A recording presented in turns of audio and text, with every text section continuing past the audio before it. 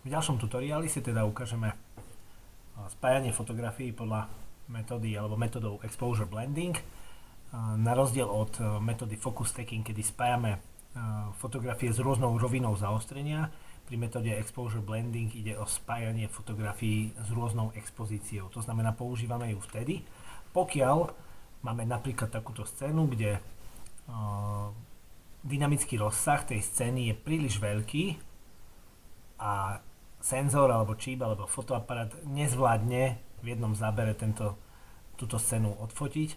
Takže potom máte v zásade dve možnosti, buď použiť prechodové filtre alebo použiť metódu Exposure Blending. Takisto existuje metóda HDR, ktorú ja ale nepoužívam.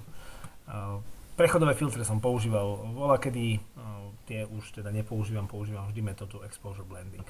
Čiže tak ako pri Exposure, pri Focus Stackingu fotografie si musíme najprv vyvolať do Photoshopu. Ja vždy najprv vyvolávam fotku, ktorá je exponovaná na spodnú časť krajiny. Tu si musím resetnúť do východzích nastavení, keďže to si pamätá posledné, čo som použil. Tak ako pri všetkých mojich fotografiách, najprv sa prepíname farebný profil na Adobe Landscape.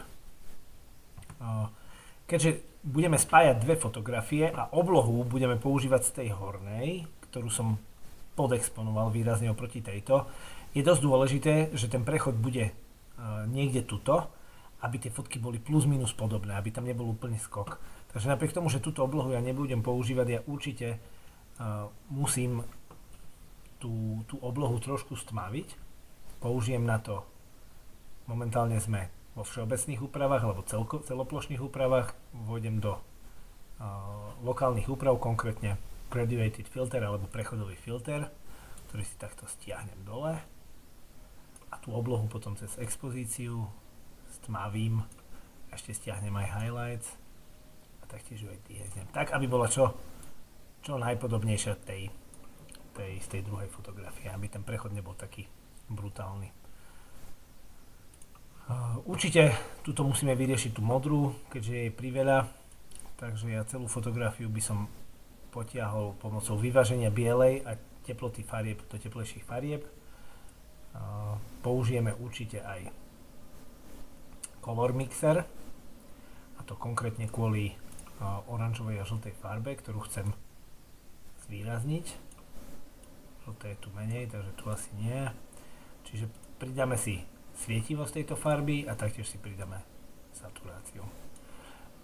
Tiež tento spodok celkovo by som chcel ešte trošku vyťahnuť, takže použijem tu lokálny filter radiálny, ktorý si takto natiahnem do ľubovoľného tvaru, posuniem si ho kde potrebujem a pridám tam biele farby, takto, aby trošku ešte viac mi to popredie vyskočilo, možno aj jemne pridáme saturáciu.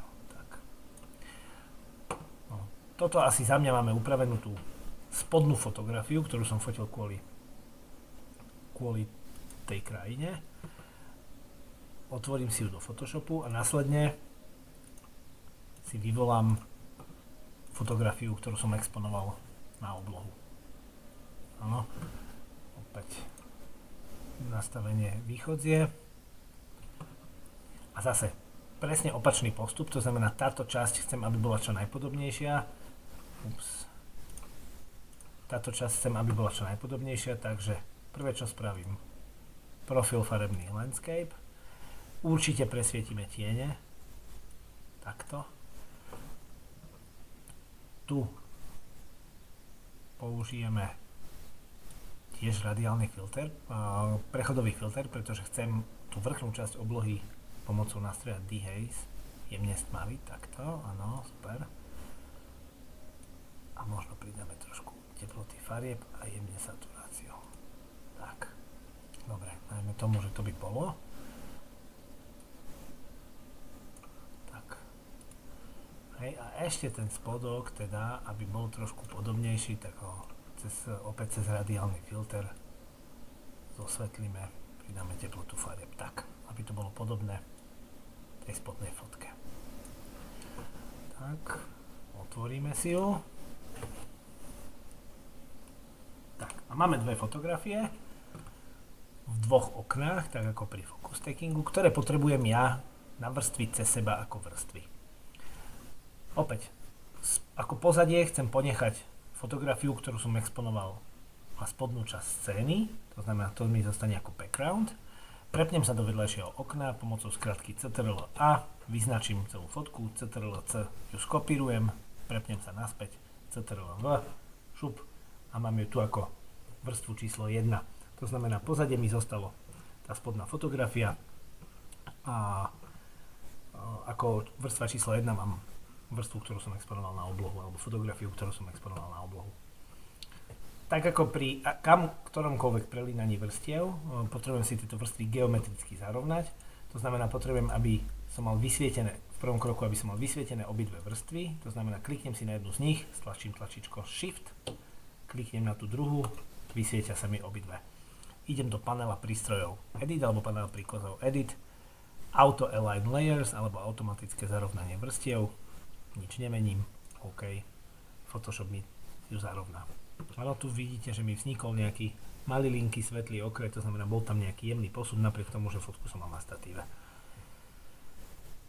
Následne na prelnutie vrstiev môžeme využiť aj príkaz Auto Blend Layers. Ten výborne funguje pri focus stackingu, ale ja ho nie veľmi rád používam pri exposure blending, pretože nezdá sa mi, že funguje spoľahlivo a vyberá si časti z fotografie, ktoré ja by som nechcel, aby tam boli. Takže ja radšej idem do manuálnej verzie.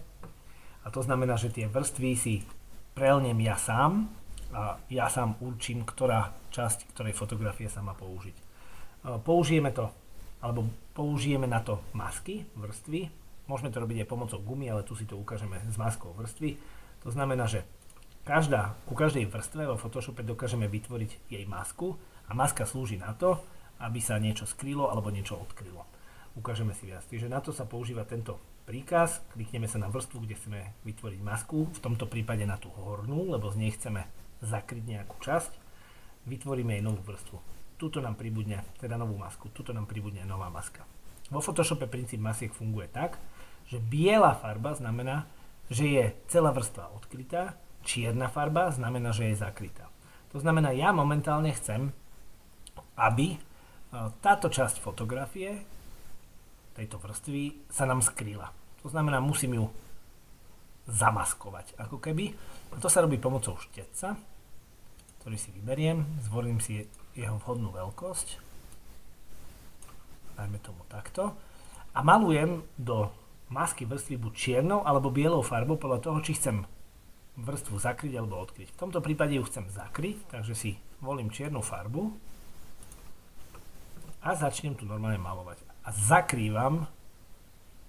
zakrývam túto časť, ktorá sa mi vyznačila čiernou, som zakryl. A objavila sa mi táto spodná časť. Áno? Takže takto si, tento prechod, ktorý tu máte medzi horami, oblohou a lesom, je samozrejme už na vašej trpezlivosti, ako presne ho budete prekrývať. Pre potreby tohto videa určite stačí takto nie úplne detailne. Možno ešte trošičku znížime citlivosť. A ideme tak. Hej. Čiže momentálne ešte aby tie konce neboli také úplne tmavé. Aj keď zase oni tam tmavé vždy sú, pretože tuto nad týmito horami sa tu vždy objavuje opar, vzadu je Popradská kotlina, Potatranská kotlina. Takže momentálne máme vytvorenú masku vrstvy. Výhoda masiek je to, že sa do masky môžete kedykoľvek vrátiť, aj keby tých vrstiev ste tu mali 300 a robíte fotku 3 dní, tak do tejto masky sa vrátite a poviete si, že predsa len toto chcete túto časť odkryť, tak si vymeníte farbu na bielu, zapnete si štetec a môžete to naspäť zakrývať. Áno, alebo odkrývať. Takže toto je základná výhoda masiek oproti gumovaniu. Účinnosť masky aj gumovania je presne tá istá, akurát guma nie je takto dlhodobo vratný proces na rozdiel od masky, do ktorej môžete kedykoľvek vstúpiť. Čiže máme momentálne už prelnuté vrstvy, výslednú fotografiu. To, čo chceme spraviť, je zlúčiť tieto vrstvy do jednej, to znamená skratka Ctrl Shift E a zlúčia sa nám vrstvy do jednej. Určite tu chceme ešte použiť moju obľúbenú sadu filtrov Color FX Pro. Kto to nepoznáte, odporúčam vyskúšať minimálne nejakú trialovú skúšobnú verziu a uvidíte, či sa vám to páči. Tých sád filtrov je tu veľmi veľa, ja z toho používam iba pár. Určite tu použijeme polarizačný filter, ktorý nám pomôže, ukážeme si takýto extrém, že nám zvýrazní tieto oranžové časti, čo sa mi celkom páči. Takže to použijeme. Taktiež by som tu použil Skylight filter, ktorý nám trošičku pomôže dať také oranžovejšie farby, jemne. Tak, dáme tomu OK. Color FX Pro si všetky úpravy spraví do novej samostatnej vrstvy, ktorú samozrejme si viete vypnúť, znížiť si jej krytie alebo vymazať časť, či prípadne odmaskovať časť tej vrstvy. Čiže opäť zlúčenie vrstiev, Ctrl Shift E a máme fotografiu hotovú.